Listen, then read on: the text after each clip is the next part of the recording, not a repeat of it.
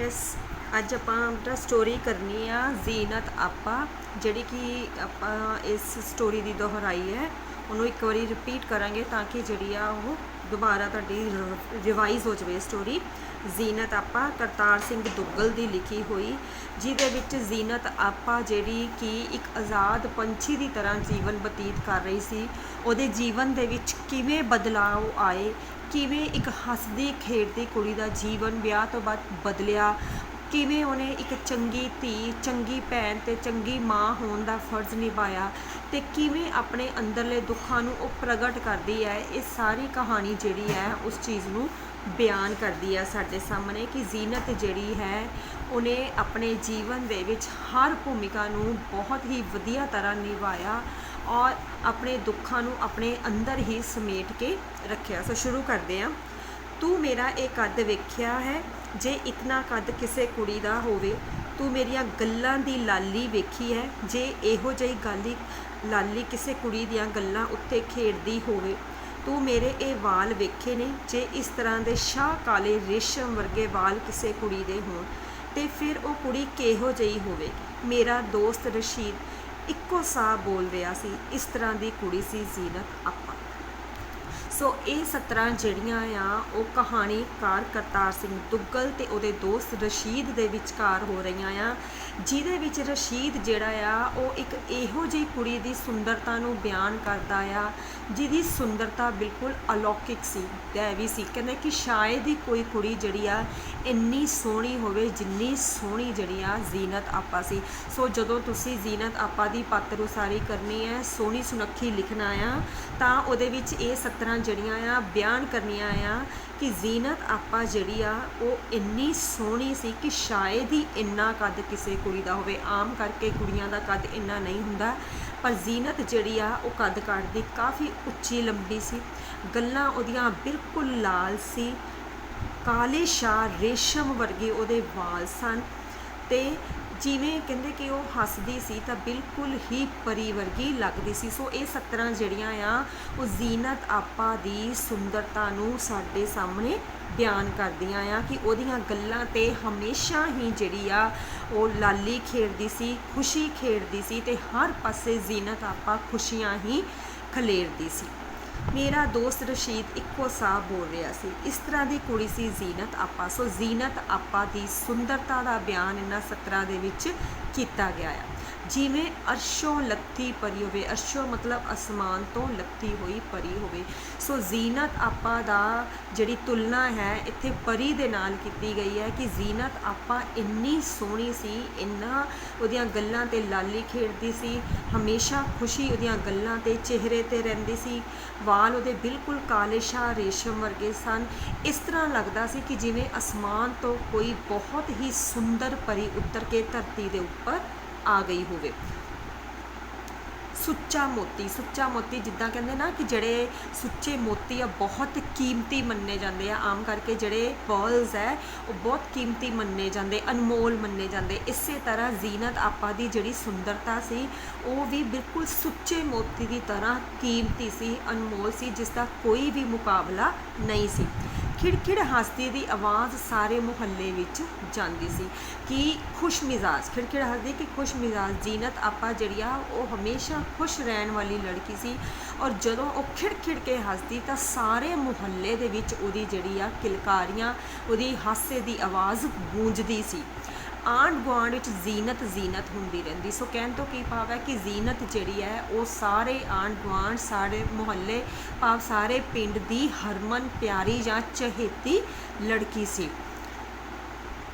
जिस वेड़े विच खलोंदी, जिस आंगन विच बैठदी खुशियां खलेरदी।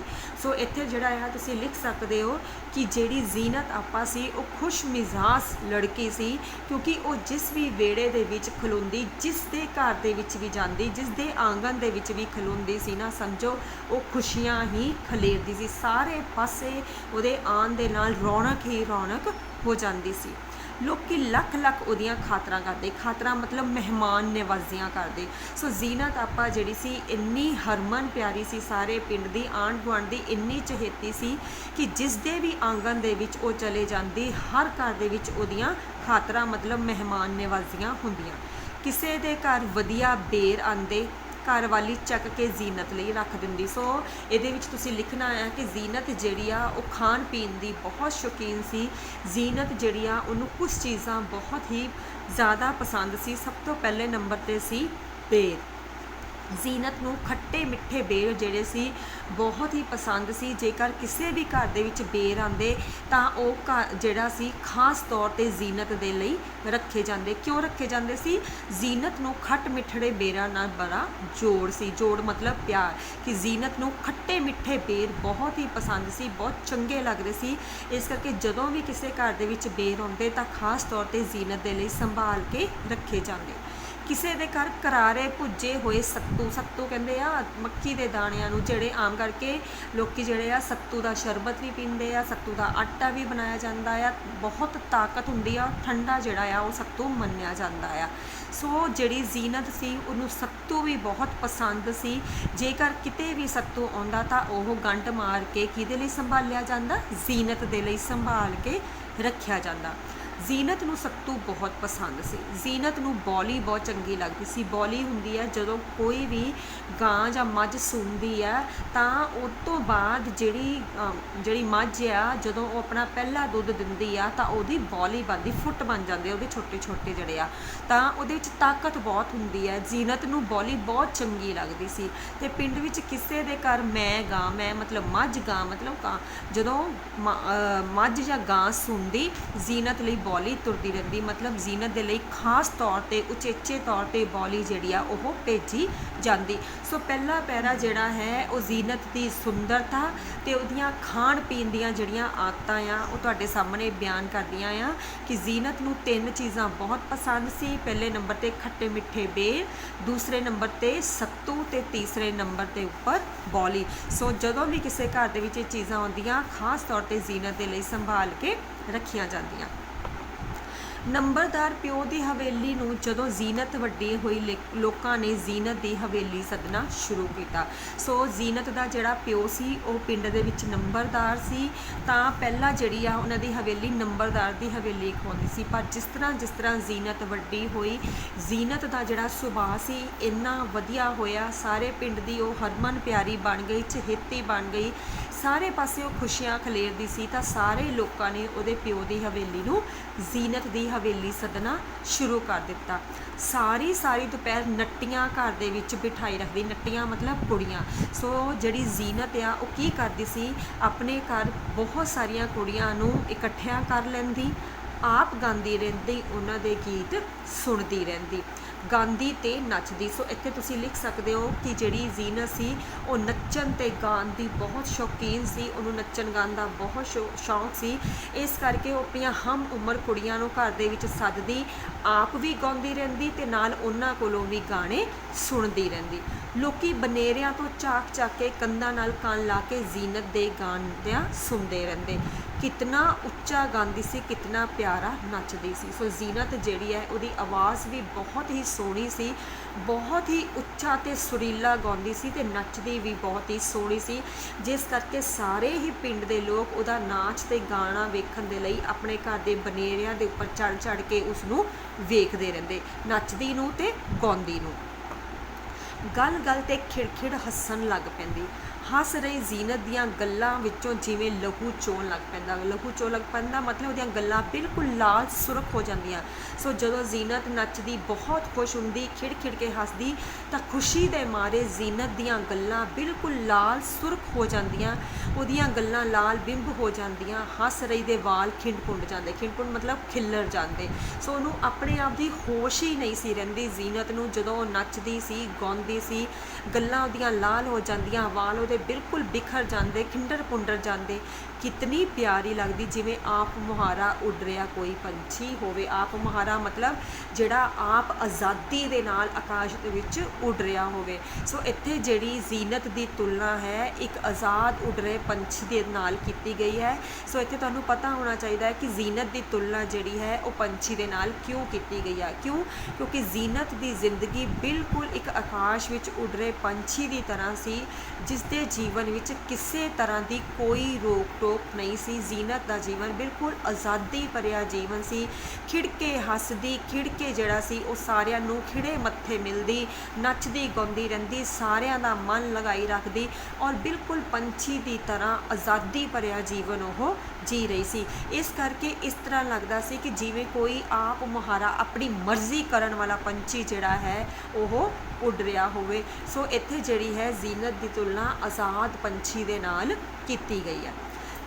ਤੇ ਫਿਰ ਜ਼ੀਨਤ ਦਾ ਵਿਆਹ ਕਰ ਦਿੱਤਾ ਗਿਆ। ਸੋ ਇੱਥੇ ਜਿਹੜੀ ਹੈ ਜ਼ੀਨਤ ਦੀ ਜ਼ਿੰਦਗੀ ਦੇ ਵਿੱਚ ਕੀ ਤਬਦੀਲੀ ਆਈ, ਕਿਵੇਂ ਇੱਕ ਆਪ ਮੁਹਾਰੇ ਪੰਛੀ ਦਾ ਜੀਵਨ ਜਿਹੜਾ ਹੈ ਉਹ ਇੱਕਦਮ ਬਦਲ ਗਿਆ, ਕਿਵੇਂ ਉਹ ਇਸ ਤਰ੍ਹਾਂ ਮਹਿਸੂਸ ਹੋਇਆ ਜਿਵੇਂ ਉਸ ਪੰਛੀ ਦੇ ਖੰਭ ਕੱਟ ਦਿੱਤੇ ਹੋਣ, ਉਹਦੀ ਆਜ਼ਾਦੀ ਖੋਹ ਲਈ ਹੋਵੇ ਤੇ ਉਹਨੂੰ ਪਟਕਾ ਕੇ ਧਰਤੀ ਦੇ ਉੱਪਰ ਸੁੱਟ ਦਿੱਤਾ ਗਿਆ ਹੋਵੇ। ਸੋ ਜ਼ੀਨਤ ਦੀ ਜ਼ਿੰਦਗੀ ਦੇ ਵਿੱਚ ਵਿਆਹ ਤੋਂ ਬਾਅਦ ਕੀ ਤਬਦੀਲੀ ਆਈ, ਕਿਵੇਂ ਉਹਦਾ ਜਿਹੜਾ ਜੀਵਨ ਸੀ ਉਹ ਇੱਕ ਖੰਭ ਕੱਟੇ ਹੋਏ ਪੰਛੀ ਦੀ ਤਰ੍ਹਾਂ ਬਣ ਗਿਆ, ਉਸ ਜਿਹੜੀ ਆ ਚੀਜ਼ ਨੂੰ ਬਿਆਨ ਕੀਤਾ ਗਿਆ ਆ। ਤੇ ਫਿਰ ਜ਼ੀਨਤ ਦਾ ਵਿਆਹ ਕਰ ਦਿੱਤਾ ਗਿਆ। ਜਿਵੇਂ ਅਰਸ਼ਾਂ ਵਿੱਚ ਉੱਡ ਰਹੇ, ਅਰਸ਼ਾਂ ਮਤਲਬ ਅਸਮਾਨ ਵਿੱਚ ਉੱਡ ਰਹੇ ਕਿਸੇ ਪੰਛੀ ਨੂੰ ਹੇਠ ਧਰਤੀ ਉੱਤੇ ਪਟਕਾ ਦਿੱਤਾ ਜਾਵੇ, ਕਿ ਜਿਵੇਂ ਕੋਈ ਪੰਛੀ ਜਿਹੜਾ ਆਜ਼ਾਦੀ ਦੇ ਨਾਲ ਆਕਾਸ਼ ਦੇ ਵਿੱਚ ਉੱਡ ਰਿਹਾ ਹੈ, ਖੁੱਲੀਆਂ ਤਾਰੀਆਂ ਲਾ ਰਿਹਾ ਆ। ਕੀ ਹੋਇਆ ਕਿ ਅਚਾਨਕ ਉਸ ਪੰਛੀ ਦੇ ਖੰਭ ਕੱਟ ਦਿੱਤੇ ਗਏ ਤੇ ਉਸ ਨੂੰ ਪਟਕਾ ਕੇ ਧਰਤੀ 'ਤੇ ਸੁੱਟਿਆ ਗਿਆ, ਅਰਥਾਤ ਉਸ ਨੂੰ ਉੱਡਣ ਜੋਗਾ ਨਾ ਛੱਡਿਆ ਹੋਵੇ। ਜ਼ੀਨਤ ਨੇ ਇੱਕ ਬੋਲ ਮੂੰਹੋਂ ਨਾ ਕੱਢਿਆ, ਮਤਲਬ ਕਿ ਜ਼ੀਨਤ ਨੇ ਵਿਰੋਧ ਦਾ, ਉਸ ਵਿਆਹ ਦੇ ਵਿਰੁੱਧ ਇੱਕ ਵੀ ਬੋਲ ਜਿਹੜਾ ਸੀ ਆਪਣੇ ਮੂੰਹ ਦੇ ਵਿੱਚੋਂ ਨਹੀਂ ਕੱਢਿਆ। ਉਸਨੇ ਇੱਕ ਵਾਰੀ ਵੀ ਨਹੀਂ ਕਿਹਾ ਕਿ ਉਸਨੇ ਵਿਆਹ ਨਹੀਂ ਕਰਵਾਉਣਾ। ਮੁੰਡਾ ਕੋਈ ਦਾਦੇ ਪੋਤਰਾ ਸੀ, ਮਤਲਬ ਕੀ ਹੈ ਕਿ ਜਿਸ ਮੁੰਡੇ ਦੇ ਨਾਲ ਜ਼ੀਨਤ ਦਾ ਵਿਆਹ ਹੋਣ ਵਾਲਾ ਸੀ ਉਹ ਤਕਰੀਬਨ ਦਾਦੇ ਪੋਤਿਆਂ ਦੀ ਉਮਰ ਦਾ ਸੀ। ਕਹਿਣ ਤੋਂ ਕੀ ਭਾਵ ਕਿ ਉਹਦੇ ਨਾਲੋਂ ਕੋਈ ਜਿਹੜਾ ਹੈ ਦੁੱਗਣੀ ਤਿੱਗਣੀ ਉਮਰ ਦਾ ਬੰਦਾ ਸੀ ਜਿਸ ਨਾਲ ਉਸਨੂੰ ਵਿਆਹਿਆ ਜਾ ਰਿਹਾ ਸੀ। ਜ਼ੀਨਤ ਨੇ ਸੁਣਿਆ ਤੇ ਉਸਦਾ ਹਾਸਾ ਉਸਦੇ ਮੂੰਹ ਤੋਂ ਉੱਡ ਗਿਆ, ਕਿ ਜਦੋਂ ਜ਼ੀਨਤ ਨੂੰ ਪਤਾ ਲੱਗਾ ਕਿ ਉਸਦਾ ਵਿਆਹ ਜਿਹੜਾ ਹੈ ਇੱਕ ਬੁੱਢੇ ਦੇ ਨਾਲ ਕੀਤਾ ਜਾ ਰਿਹਾ ਆ, ਬੇਸ਼ੱਕ ਉਹਦੇ ਮੂੰਹ ਦੇ ਵਿੱਚੋਂ ਇੱਕ ਵੀ ਬੋਲ ਨਹੀਂ ਨਿਕਲਿਆ, ਪਰ ਇੱਕਦਮ ਉਹਦੇ ਚਿਹਰੇ ਦੀ ਜਿਹੜੀ ਰੌਣਕ ਸੀ, ਉਹਦੇ ਚਿਹਰੇ ਦਾ ਜਿਹੜਾ ਹਾਸਾ ਸੀ, ਉਹਦੀਆਂ ਬੁੱਲੀਆਂ ਤੋਂ ਉੱਡ ਗਿਆ। ਜ਼ੀਨਤ ਨੇ ਸੁਣਿਆ ਤੇ ਉਹਦੇ ਗੀਤ ਉਹਦੀਆਂ ਬੁੱਲੀਆਂ ਤੋਂ ਝੜ ਗਏ ਮਤਲਬ ਖਤਮ ਹੋ ਗਏ। ਸੋ ਉਹ ਜ਼ੀਨਤ ਜਿਹੜੀ ਕਿ ਸਾਰਿਆਂ ਦਾ ਦਿਲ ਲਾਈ ਰੱਖਦੀ ਸੀ, ਸਾਰਾ ਦਿਨ ਗਾਉਂਦੀ ਰਹਿੰਦੀ, ਨੱਚਦੀ ਰਹਿੰਦੀ, ਇੱਕਦਮ ਉਹਦੇ ਜਿਹੜੇ ਬੁੱਲਾਂ ਤੋਂ ਗੀਤ ਸੀ ਉਹ ਖਤਮ ਹੋ ਗਏ। ਜ਼ੀਨਤ ਨੇ ਸੁਣਿਆ, ਉਹਦੀਆਂ ਅੱਖਾਂ ਵਿੱਚੋਂ ਉਹਦੀ ਰੌਣਕ ਹਿੱਸ ਗਈ ਮਤਲਬ ਦੂਰ ਹੋ ਗਈ। ਜਿੱਦਾਂ ਹੀ ਉਹਨੂੰ ਪਤਾ ਲੱਗਾ ਕਿ ਉਹਦਾ ਵਿਆਹ ਜਿਹੜਾ ਹੈ ਇੱਕ ਦਾਦੇ ਪੋਤਰੇ ਉਮਰ ਦੇ ਬਜ਼ੁਰਗ ਨਾਲ ਹੋ ਰਿਹਾ ਆ, ਤਾਂ ਉਹਦੀ ਜਿਹੜੀਆਂ ਅੱਖਾਂ ਦੇ ਵਿੱਚ ਚਮਕ ਸੀ, ਜਿਹੜੀ ਰੌਣਕ ਸੀ, ਇੱਕਦਮ ਦੂਰ ਹੋ ਗਈ ਔਰ ਉਹਦੇ ਚਿਹਰੇ ਦੇ ਉੱਪਰ ਜਿਹੜੀ ਸੀ ਉਦਾਸੀ ਛਾ ਗਈ ਤੇ ਮੂੰਹ ਸਿਰ ਵਲੇਟ ਆਪਣੇ ਬਾਬਲ ਦੀ ਹਵੇਲੀ ਵਿੱਚੋਂ ਉਹ ਨਿਕਲ ਗਈ। ਸੋ ਉਸਨੇ ਬਿਨਾਂ ਕਿਸੇ ਵਿਰੋਧ ਦੇ ਆਪਣੇ ਪਿਤਾ ਦੇ ਹੁਕਮ ਨੂੰ, ਜਾਂ ਉਹਦੇ ਪਿਤਾ ਨੇ ਜੋ ਉਹਦੇ ਲਈ ਫੈਸਲਾ ਕੀਤਾ ਸੀ, ਉਸ ਨੂੰ ਸਿਰ ਮੱਥੇ 'ਤੇ ਉਹ ਮੰਨ ਕੇ ਆਪਣਾ ਮੂੰਹ ਸਿਰ ਲਪੇਟ ਕੇ ਆਪਣੇ ਪਿਤਾ ਦੀ ਹਵੇਲੀ ਵਿੱਚੋਂ ਨਿਕਲ ਗਈ, ਭਾਵ ਉਹਦਾ ਵਿਆਹ ਕਰ ਦਿੱਤਾ ਗਿਆ ਔਰ ਉਸਨੇ ਇਸ ਦਾ ਕੋਈ ਵੀ ਵਿਰੋਧ ਨਾ ਕੀਤਾ। ਜ਼ੀਨਤ ਵਰਗੀ ਕੋਈ ਭੈਣ ਹੋਵੇਗੀ। ਸੋ ਇਸ ਪੈਰਾਗ੍ਰਾਫ ਦੇ ਵਿੱਚ ਜਿਹੜੀ ਹੈ ਜ਼ੀਨਤ ਕਿਹੋ ਜਿਹੀ ਭੈਣ ਸਾਬਿਤ ਹੋਈ ਹੈ, ਉਸ ਚੀਜ਼ ਦਾ ਜਿਹੜਾ ਹੈ ਐਕਸਪਲੇਨੇਸ਼ਨ ਦੱਸੀ ਗਈ ਹੈ ਕਿ ਜ਼ੀਨਤ ਜਿਹੜੀ ਹੈ ਆਪਣੇ ਜੀਵਨ ਦੇ ਵਿੱਚ ਕਿਹੋ ਜਿਹੀ ਭੈਣ ਸਾਬਿਤ ਹੋਈ ਹੈ। ਜਦ ਮੈਨੂੰ ਰਾਤ ਪਰ ਨੱਟਾਂ ਦੀ ਰਾਸ ਵੇਖਣ ਦੀ ਚਟਲਾਸ ਹੁੰਦਾ ਸ਼ੌਂਕ। ਹੁਣ ਕਹਿੰਦੇ ਕਿ ਜਿਹੜਾ ਜ਼ੀਨਤ ਦਾ ਭਰਾ ਸੀ, ਉਸਨੂੰ ਜਿਹੜੀ ਆ ਨੱਟਾਂ ਦੀ ਜਿਹੜੀ ਰਾਸ ਹੈ ਨਾ ਉਹ ਵੇਖਣ ਦਾ ਬਹੁਤ ਸ਼ੌਂਕ ਹੁੰਦਾ ਸੀ। ਪੁਰਾਣੇ ਜ਼ਮਾਨੇ ਦੇ ਵਿੱਚ ਜਿਹੜੀ ਹੈ ਨਾ ਆਮ ਕਰਕੇ ਕੀ ਹੁੰਦਾ ਸੀ, ਜਿਸ ਤਰ੍ਹਾਂ ਆਪਾਂ ਅੱਜ ਕੱਲ੍ਹ ਰਾਮਲੀਲਾ ਵੇਖਦੇ ਆ ਨਾ, ਉਹਦੇ ਵਿੱਚ ਜਿਹੜੀਆਂ ਛੋਟੀਆਂ ਝਾਕੀਆਂ ਪੇਸ਼ ਕੀਤੀਆਂ ਜਾਂਦੀਆਂ, ਕਿਸੇ ਦੇ ਵੀ ਜੀਵਨ ਨੂੰ ਜਿਹੜਾ ਹੈ ਉਹ ਨਾਟਕੀ ਰੂਪ ਦੇ ਵਿੱਚ ਪੇਸ਼ ਕੀਤਾ ਜਾਂਦਾ ਆ। ਸੋ ਸੋ ਜ਼ੀਨਤ ਦਾ ਜਿਹੜਾ ਭਰਾ ਸੀ ਨਾ, ਉਹਨੂੰ ਵੀ ਇਹ ਛੋਟੇ ਛੋਟੇ ਜਿਹੜੇ ਨਾਟਕ ਹੈ ਨਾ ਉਹ ਵੇਖਣ ਦਾ ਬਹੁਤ ਸ਼ੌਂਕ ਸੀ, ਉਹਨਾਂ ਕਹਾਣੀਆਂ ਦਾ ਬਿਰਤਾਂਤ ਸੁਣਨ ਦਾ ਬਹੁਤ ਸ਼ੌਂਕ ਸੀ। ਤਾਂ ਉਹ ਕੀ ਕਰਦਾ ਸੀ, ਜਦੋਂ ਵੀ ਉਸਨੂੰ ਇਹ ਨਾਟਕ ਵੇਖਣ ਦਾ ਸ਼ੌਂਕ ਪੈਦਾ ਹੋਇਆ, ਜਦੋਂ ਅੱਧੀ ਅੱਧੀ ਰਾਤ ਕਵਾਲਾਂ ਦੀਆਂ ਕਵਾਲੀਆਂ ਸੁਣਨ ਦਾ ਮੇਰਾ ਜੀ ਕਰਦਾ, ਸੋ ਜਦੋਂ ਵੀ ਜ਼ੀਨਤ ਦੇ ਭਰਾ ਦਾ ਕਵਾਲੀਆਂ ਸੁਣਨ ਨੂੰ ਚਿੱਤ ਕਰਦਾ, ਆਮ ਕਰਕੇ ਜਿਹੜੇ ਅੱਗੇ ਲੋਕ ਸਟੇਜ ਦੇ ਉੱਪਰ ਕਵਾਲੀਆਂ ਸੁਣਾ ਕੇ ਲੋਕਾਂ ਦਾ ਮਨੋਰੰਜਨ ਕਰਦੇ ਸੀ, ਸੋ ਜਦੋਂ ਵੀ ਉਸਦਾ ਕਵਾਲੀਆਂ ਸੁਣਨ ਦਾ ਜੀ ਕਰਦਾ, ਜਦੋਂ ਸਾਡੇ ਗੁਆਂਢ ਖਾਨਾ ਬਦੋਸ਼ਨਾ ਨੇ ਝੁੱਗੀਆਂ ਆਣ ਪਾਈਆਂ ਤੇ ਖਾਨਾ ਬਦੋਸ਼ਨਾ ਦੀਆਂ ਸਿੱਥਾਂ ਲਾ ਕੇ ਪੱਟੀਆਂ ਜਮਾਣ ਵਾਲੀਆਂ ਮਸਤਾਈਆਂ ਹੋਈਆਂ ਖਾਨਾ ਬਦੋਸ਼ਨਾ ਨੂੰ ਵੇਖਣ ਲਈ ਮੇਰਾ ਜੀ ਲਲਚਾਇਆ। ਸੋ ਖਾਨਾ ਬਦੋਸ਼ ਲੋਕ ਜਿਹੜੇ ਆ ਉਹ ਇੱਕ ਤਰ੍ਹਾਂ ਦੇ ਟੱਪਰੀਵਾਸ ਲੋਕ ਹੁੰਦੇ ਆ, ਜਿਹੜੇ ਟਿਕ ਕੇ ਇੱਕ ਜਗ੍ਹਾ ਨਹੀਂ ਰਹਿੰਦੇ, ਇਹ ਘੁੰਮ ਘੁਮਾ ਕੇ ਜਿਹੜਾ ਆ ਕਹਿ ਲਓ ਕਿਤੇ ਨਾ ਕਿਤੇ ਆਪਣਾ ਵਾਸ ਕਰਦੇ ਆ, ਔਰ ਆਪਣਾ ਨਾਚ ਗਾਣਾ ਦਿਖਾ ਕੇ ਇਹਨਾਂ ਦੀਆਂ ਜਿਹੜੀਆਂ ਔਰਤਾਂ ਹੁੰਦੀਆਂ ਆ ਨਾ, ਉਹ ਆਪਣਾ ਨਾਚ ਗਾਣਾ ਦਿਖਾ ਕੇ ਲੋਕਾਂ ਨੂੰ ਜਿਹੜਾ ਆ ਆਪਣੇ ਵੱਲ ਆਕਰਸ਼ਿਤ ਕਰਦੀਆਂ ਆ, ਔਰ ਲੋਕ ਜਿਹੜੇ ਆ ਖੁਸ਼ ਹੋ ਕੇ ਇਹਨਾਂ ਨੂੰ ਕੁਛ ਦਿੰਦੇ ਆ। ਸੋ ਜਦੋਂ ਵੀ ਜ਼ੀਨਤ ਦੇ ਭਰਾ ਨੂੰ ਜਿਹੜਾ ਇਹਨਾਂ ਖਾਨਾ ਬਦੋਸ਼ ਔਰਤਾਂ ਦਾ ਨਾਚ ਗਾਣਾ ਵੇਖਣ ਦਾ ਮਨ ਕਰਦਾ, ਦਿਲ ਕਰਦਾ, ਮੈਨੂੰ ਪੋਲੇ ਜਿਹੇ ਹਵੇਲੀ ਤੋਂ ਬਾਹਰ ਕੱਢ ਉਹ ਖਿੜਕੀ ਵਿੱਚੋਂ ਉਹ ਮੇਰੀ ਸ਼ੇਰਵਾਨੀ ਸੁੱਟਿਆ ਕਰਦੀ ਸੀ। ਸ਼ੇਰਵਾਨੀ ਦੀ ਜੇਬ ਵਿੱਚ ਹਮੇਸ਼ਾ 5 ਦਾ ਨੋਟ ਰੱਖਿਆ ਹੁੰਦਾ ਸੀ। ਇੱਕ ਭੈਣ ਦੀ ਫੂਹੀ ਮਤਲਬ ਥੋੜ੍ਹੀ ਥੋੜ੍ਹੀ ਕਰਕੇ ਬਚਾਈ ਪੂੰਜੀ ਆਪਣੇ ਜਵਾਨ ਹੋ ਰਹੇ ਵੀਰ ਦੀ ਖੁਸ਼ੀ ਲਈ। ਸੋ ਜ਼ੀਨਤ ਕੀ ਕਰਦੀ ਸੀ, ਉਹ ਜਦੋਂ ਆਪਣੇ ਭਰਾ ਨੂੰ ਚੁੱਪ ਚੁਪੀਤੇ ਉਹਦੀ ਸ਼ੇਰਵਾਨੀ ਦਿੰਦੀ ਤਾਂ ਸ਼ੇਰਵਾਨੀ ਦੀ ਜੇਬ ਦੇ ਵਿੱਚ 5 ਰੁਪਏ ਦਾ ਨੋਟ ਪਾਉਂਦੀ, ਤਾਂ ਕਿ ਉਹਦਾ ਭਰਾ ਜਿਹੜਾ ਆ ਆਪਣੇ ਸ਼ੌਂਕ ਨੂੰ ਪੂਰਾ ਕਰ ਸਕੇ, ਕਵਾਲੀਆਂ ਸੁਣ ਸਕੇ, ਖਾਨਾ ਬਦੋਸ਼ ਔਰਤਾਂ ਦਾ ਨਾਚ ਗਾਣਾ ਵੇਖ ਸਕੇ, ਜਾਂ ਛੋਟੇ ਛੋਟੇ ਜਿਹੜੇ ਨਾਟਕ ਹੈ ਉਹ ਵੇਖ ਸਕੇ। ਇਹ ਅਸਲ ਮਾਇਨੇ ਦੇ ਵਿੱਚ ਉਹਦੀ ਭੈਣ ਦੇ ਆਪਣੇ ਵੱਲੋਂ ਥੋੜ੍ਹੇ ਥੋੜ੍ਹੇ ਕਰਕੇ ਬਚਾਏ ਹੁੰਦੇ ਪੈਸੇ ਸੀ, ਜੋ ਕਿ ਉਹ ਆਪਣੇ ਭਰਾ ਦੀ ਖੁਸ਼ੀ ਦੇ ਲਈ ਕੁਰਬਾਨ ਕਰ ਦਿੰਦੀ ਸੀ।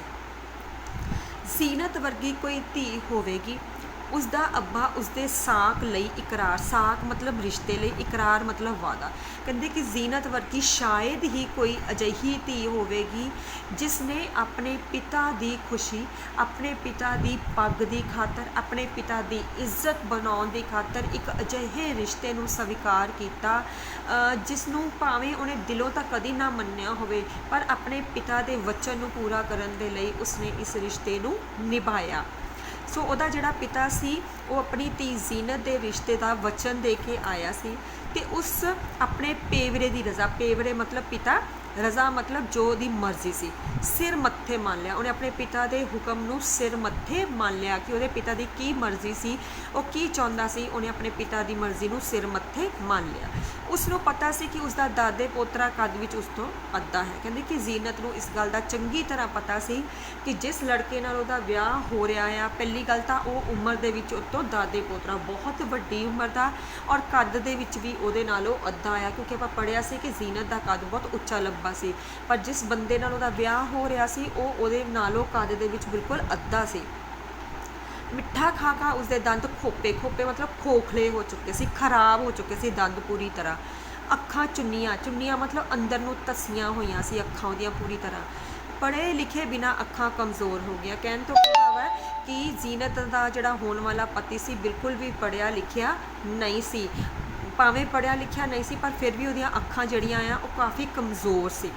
4 ਜਮਾਤਾਂ ਨਹੀਂ ਸੀ ਉਸ ਤੋਂ ਪਾਸ ਹੋਈਆਂ, ਸਾਰਾ ਦਿਨ ਵਿਹਲਾ ਫਿਰਦਾ ਰਹਿੰਦਾ। ਸੋ ਕਹਿਣ ਤੋਂ ਕੀ ਭਾਵ ਹੈ ਕਿ ਉਹਦਾ ਪਤੀ ਜਿਹੜਾ ਹੈ ਕੋਈ ਵੀ ਕੰਮ ਧੰਦਾ ਨਹੀਂ ਕਰਦਾ ਸੀ, ਆਪਣੇ ਪਿਓ ਦੀ ਜ਼ਮੀਨ ਨੂੰ ਕੁਤਰ ਖਾ ਰਿਹਾ ਸੀ। ਸੋ ਉਹਦੇ ਕੋਲ ਜਿਹੜੀ ਜ਼ਮੀਨ ਜਾਇਦਾਦ ਉਹਦੇ ਪਿਓ ਨੇ ਦਿੱਤੀ ਸੀ ਉਹਨੂੰ ਕੁਤਰ ਕੇ ਮਤਲਬ ਥੋੜ੍ਹਾ ਕਰਕੇ ਉਸਨੂੰ ਖਾਈ ਜਾ ਰਿਹਾ ਸੀ, ਬਰਬਾਦ ਕਰੀ ਜਾ ਰਿਹਾ ਸੀ।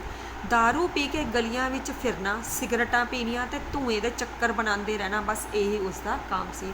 ਸੋ ਜ਼ੀਨਤ ਦਾ ਹੋਣ ਵਾਲਾ ਪਤੀ ਬਿਲਕੁਲ ਨਿਕੰਮਾ ਸੀ, ਸਾਰਾ ਦਿਨ ਦਾਰੂ ਪੀ ਕੇ ਗਲੀਆਂ ਦੇ ਵਿੱਚ ਚੱਕਰ ਮਾਰਦਾ ਰਹਿੰਦਾ ਸੀ, ਸਿਗਰਟਾਂ ਪੀਂਦਾ ਸੀ, ਧੂਆਂ ਉਡਾਉਂਦਾ ਰਹਿੰਦਾ ਸੀ, ਔਰ ਸਾਰਾ ਦਿਨ ਵਿਹਲਾ ਜਿਹੜਾ ਨਿਕੰਮਿਆਂ ਦੇ ਵਾਂਗ ਗਲੀਆਂ ਵਿੱਚ ਚੱਕਰ ਲਾਉਂਦਾ ਰਹਿੰਦਾ ਸੀ। ਜ਼ੀਨਤ ਨੇ ਸ਼ਿਕਾਇਤ ਦਾ ਇੱਕ ਬੋਲ ਆਪਣੇ ਮੂੰਹੋਂ ਨਾ ਲਿਆਂਦਾ, ਕੋਈ ਫਰਿਆਦ ਮਤਲਬ ਪੁਕਾਰ, ਕਿ ਜ਼ੀਨਤ ਨੇ ਆਪਣੇ ਹੱਕ ਦੇ ਵਿੱਚ ਕੋਈ ਵੀ ਆਵਾਜ਼ ਨਹੀਂ ਉਠਾਈ। ਜੋ ਪਿਤਾ ਉਹਦੇ ਨੇ ਉਹਦੇ ਲਈ ਫੈਸਲਾ ਕੀਤਾ ਉਹਦੇ ਅੱਗੇ ਉਹਨੇ ਆਪਣਾ ਸਿਰ ਝੁਕਾਇਆ ਔਰ ਇੱਕ ਵੀ ਵਿਰੋਧ ਦਾ ਸ਼ਬਦ ਨਾ ਬੋਲਿਆ। ਇੱਕ ਹੰਝੂ ਉਹਦੀਆਂ ਪਲਕਾਂ ਵਿੱਚ ਨਹੀਂ ਸੀ। ਜਦੋਂ ਉਹਦੇ ਅੱਬਾ ਨੇ ਉਹਨੂੰ ਕਲਾਵੇ ਵਿੱਚ, ਕਲਾਵੇ ਮਤਲਬ ਬਾਹਾਂ ਵਿੱਚ ਲੈ ਕੇ ਡੋਲੇ ਵਿੱਚ ਜਾ ਪਾਇਆ, ਕਿ ਜਦੋਂ ਉਸਦੇ ਪਿਤਾ ਨੇ ਉਸ ਨੂੰ ਇੱਕ ਅਜਿਹੇ ਬੰਦੇ ਦੇ ਨਾਲ ਵਿਆਹਿਆ, ਉਸ ਨੂੰ ਡੋਲੀ ਦੇ ਵਿੱਚ ਬਿਠਾਇਆ, ਤਾਂ ਜ਼ੀਨਤ ਦੀਆਂ ਜਿਹੜੀਆਂ ਪਲਕਾਂ ਸੀ ਉਹਦੇ ਵਿੱਚ ਇੱਕ ਵੀ ਹੰਝੂ ਨਹੀਂ ਸੀ, ਔਰ ਨਾ ਹੀ ਉਹਦੇ ਬੁੱਲਾਂ ਦੇ ਉੱਪਰ ਕੋਈ ਸ਼ਬਦ ਸੀ। ਕਹਿਣ ਤੋਂ ਕੀ ਭਾਵ ਹੈ ਕਿ ਜਿੱਥੇ ਉਹਦੇ ਪਿਤਾ ਨੇ ਉਹਦਾ ਸਾਕ ਜੋੜਿਆ, ਰਿਸ਼ਤਾ ਕੀਤਾ, ਉਹਨੇ ਚੁੱਪਚਾਪ ਉਸ ਰਿਸ਼ਤੇ ਨੂੰ ਪ੍ਰਵਾਨ ਕੀਤਾ ਔਰ ਡੋਲੇ ਦੇ ਵਿੱਚ ਬਹਿ ਗਈ। ਸੋ ਇਹਨਾਂ ਸਤਰਾਂ ਦੇ ਵਿੱਚ ਜ਼ੀਨਤ ਇੱਕ ਕਿਹੋ ਜਿਹੀ ਧੀ ਤੇ ਕਿਹੋ ਜਿਹੀ ਭੈਣ ਸਾਬਿਤ ਹੋਈ ਹੈ, ਉਹ ਦੱਸਿਆ ਆ ਕਿ ਉਹਦਾ ਪਤੀ ਜਿਹੜਾ ਸੀ ਉਹਦੇ ਤੋਂ ਉਮਰ 'ਚ ਵੱਡਾ ਸੀ, ਨਕੰਮਾ ਸੀ, ਕੋਈ ਕੰਮ ਧੰਦਾ ਨਹੀਂ ਸੀ ਕਰਦਾ, ਨਾ ਸੋਹਣਾ ਸੀ, ਨਾ ਉੱਚਾ ਲੰਬਾ ਸੀ, ਬਿਲਕੁਲ ਨਕਾਰਾ ਸੀ, ਪਰ ਫਿਰ ਵੀ ਜਿਹੜਾ ਹੈ ਉਹਨੇ ਆਪਣੇ ਪਿਤਾ ਦੀ ਖੁਸ਼ੀ ਦੇ ਖਾਤਰ ਆਪਣੀ ਜ਼ਿੰਦਗੀ ਨੂੰ ਕੁਰਬਾਨ ਕੀਤਾ, ਔਰ ਭੈਣ ਦੇ ਤੌਰ 'ਤੇ ਵੀ ਉਹਨੇ ਆਪਣੀ ਜਿਹੜੀ ਹੈ ਜੋ ਵੀ ਪੈਸਾ ਸੀ ਆਪਣੇ ਭਰਾ ਦੀਆਂ ਖੁਸ਼ੀਆਂ ਦੇ ਖਾਤਰ ਕੁਰਬਾਨ ਕੀਤਾ। ਸੋ ਇਸ ਇੱਥੋਂ ਤੱਕ ਜਿਹੜਾ ਹੈ ਜ਼ੀਨਤ ਦਾ ਦੋ ਤਰ੍ਹਾਂ ਦਾ ਕਿਰਦਾਰ, ਇੱਕ ਭੈਣ ਦੇ ਤੌਰ 'ਤੇ ਤੇ ਇੱਕ ਧੀ ਦੇ ਤੌਰ 'ਤੇ ਕਿਸ ਤਰ੍ਹਾਂ ਦੀ ਉਹ ਸਾਬਿਤ ਹੋਈ ਹੈ, ਉਹ ਤੁਹਾਨੂੰ ਬਿਆਨ ਕੀਤਾ ਹੈ। ਸੋ ਇਸ ਤੋਂ ਅੱਗੇ ਜਿਹੜਾ ਆ ਉਹ ਆਪਾਂ ਨੈਕਸਟ ਸੈਸ਼ਨ ਦੇ ਵਿੱਚ ਕਰਾਂਗੇ।